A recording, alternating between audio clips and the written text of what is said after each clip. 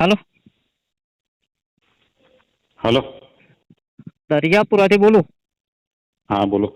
હવે એવું છે કે અહીંયા આપણે રેતીની લીજ ચાલે છે. દરિયાપુરા ગામની પંચાયતમાંથી રસ્તો નીકળે છે હમ મેઇન રોડ પરથી. હમ આની પરમિશન કોણે આપેલી છે એવું કંઈક ખબર છે? તો મારે ખાણ કરીને પૂછવું પડે તમારે. એવું છે, પણ તમને તમારે કંઈક વર્ક ઓર્ડર વગર તો કશું થયું નહીં હોય ને?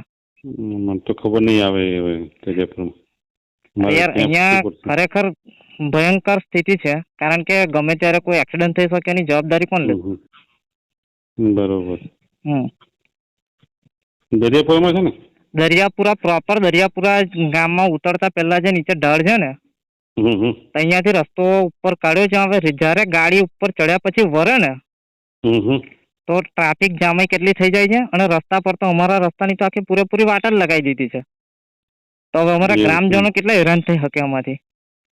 મને એક અરજી મોકલાવી દો ને હું સાહેબ, અરજીની વાત કરો છો તમે? અરજી વારંવાર આપણે આપેલી છે. આપેલી છે તો વારંવાર આપેલી છે.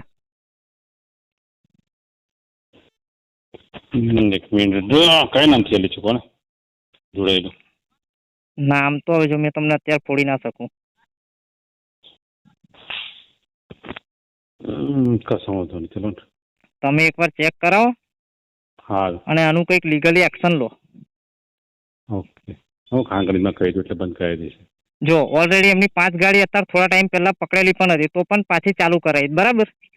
હમ તો કોના સહારે ચાલે છે અને શું છે હવે આપણે જાણવું જરૂરી છે. બરોબર બરાબર. બરાબર. તો ગામે આવું તો કોને કોન્ટેક્ટ કરું?